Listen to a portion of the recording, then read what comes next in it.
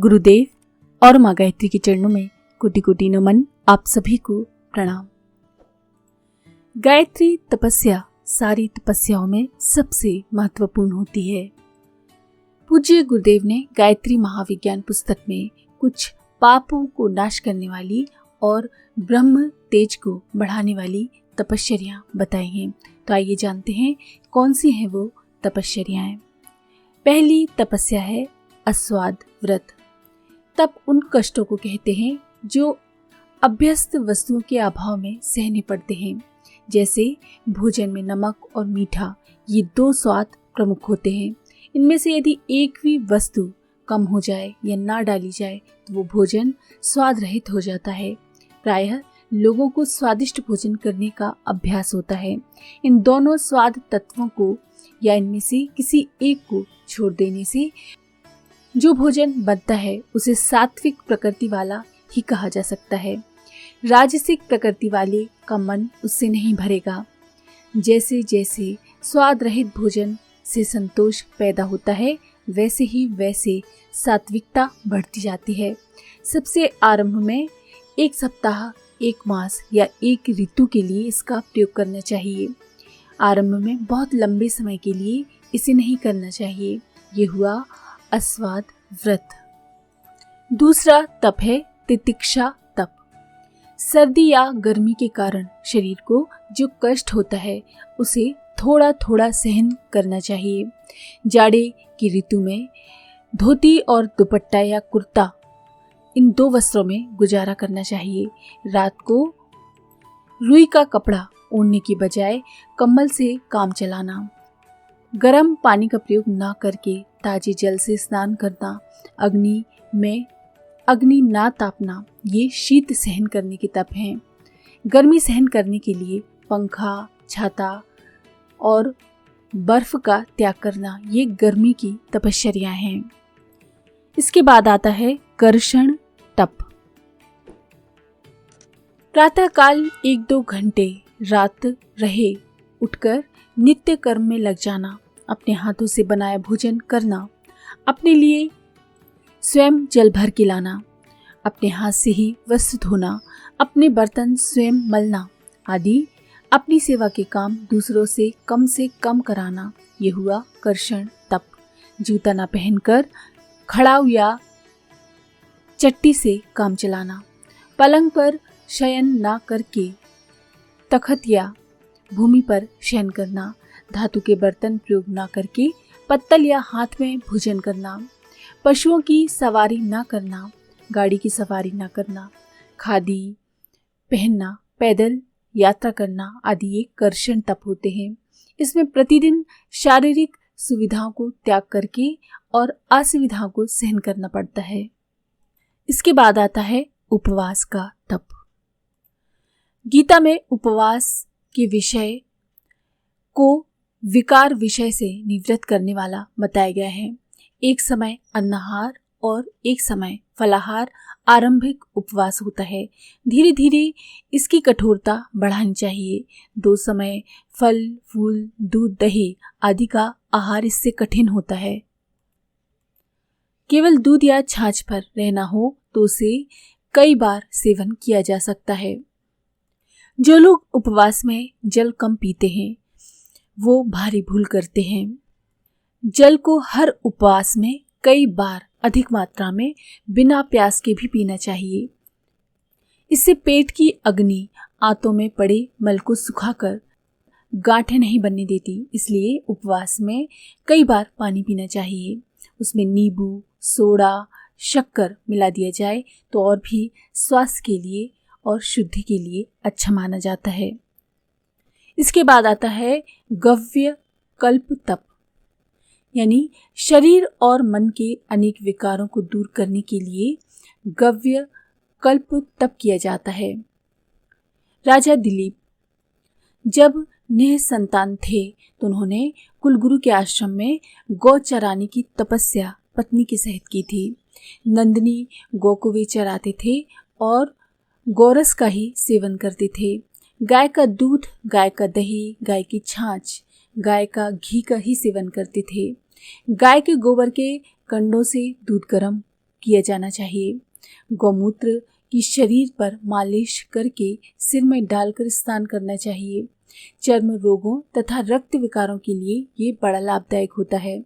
गाय के शरीर से निकलने वाला तेज बड़ा सात्विक एवं बलदायक होता है, इसलिए गौ चराने का भी बड़ा सूक्ष्म लाभ है। गौ के दूध, दही, घी, छाछ, इस पर यदि मनुष्य 3 माह निर्वाह करे तो उसके शरीर का एक प्रकार से कल्प हो जाता है। इसके बाद आता है प्रदातव्य तप।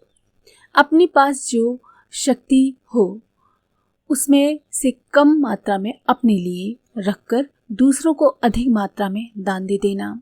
धनी आदमी धन का दान करते हैं, जो धनी नहीं है वे अपने समय, बुद्धि, ज्ञान, चातुर्य, सहयोग आदि को उधार या दान देकर दूसरों को लाभ पहुंचा सकते हैं। शरीर का, मन का दान भी धन दान की ही भांति महत्वपूर्ण होता है। अनीति उपार्जित धन का सबसे अच्छा प्रायश्चित यही है कि उसको सत्कार्य के लिए दान कर दिया जाए। समय का कुछ न कुछ भाग लोक सेवा के लिए लगाना आवश्यक है। दान देते समय पात्र और कार्य का ध्यान रखना भी आवश्यक है। कुपात्र को दिया हुआ अनुपयुक्त कर्म के लिए दिया गया दान व्यर्थ हो जाता है।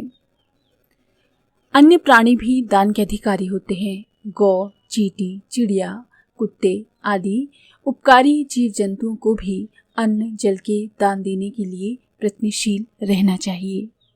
इसके बाद आता है निष्कासन तप। अपनी बुराइयों और पापों को गुप्त रखने से मन भारी रहता है। जैसे पेट में गंदगी भरी रहे तो उससे नाना प्रकार के रोग उत्पन्न होते हैं, वैसे ही अपने पापों को छुपा कर रखा जाए तो ये गुप्तता रुके हुए मल की तरह गंदगी और सड़न पैदा करती है। इसलिए कुछ ऐसे मित्र चुनने चाहिए जो काफी गंभीर और विश्वस्त हों। उनके सामने अपने पापों की बातें कह देनी चाहिए। अपनी कठिनाइयाँ, दुख की परेशानियाँ, इच्छाएं, अनुभूतियाँ भी इसी प्रकार किन्हीं लोगों के सामने करते रहना चाहिए जो उतने उदार हों कि उन्हें सुनकर घृणा ना करें और कभी विरोधी हो जाने पर भी दूसरों के सामने प्रकट ना करें। ये गुप्त बातों का प्रकटीकरण एक प्रकार का आध्यात्मिक जुलाब है, जिससे मनोभूमि हमारी निर्मल हो जाती है। प्रायश्चित करने में दोष प्रकाशन महत्वपूर्ण स्थान रखता है।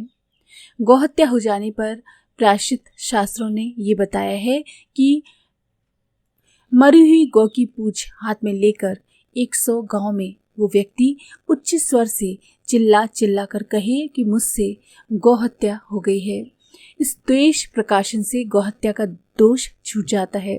जिसके साथ बुराई की हो उसे क्षमा याचना करनी चाहिए, क्षतिपूर्ति करनी चाहिए और जिस प्रकार वो संतुष्ट हो सके वैसा करना चाहिए।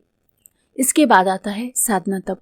गायत्री का 24,000 का जप 9 दिन में पूरा करना, 1.25 लाख जप 40 दिन में पूरा करना, गायत्री यज्ञ, गायत्री की योग साधनाएं, पुरस्रण, पूजन, स्तोत्र आदि साधनाओं से पाप घटता है और पुण्य बढ़ता है।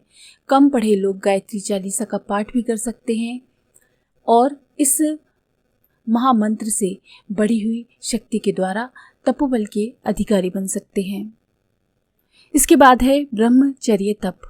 वीर रक्षा, मैथुन से बचना, काम विकार पर काबू रखना ब्रह्मचर्य व्रत है।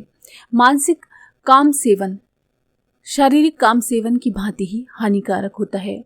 मन को काम क्रीड़ा की ओर ना जाने देने पर सबसे अच्छा उपाय उसे उच्च आध्यात्मिक एवं नैतिक विचारों में लगाए रहना है।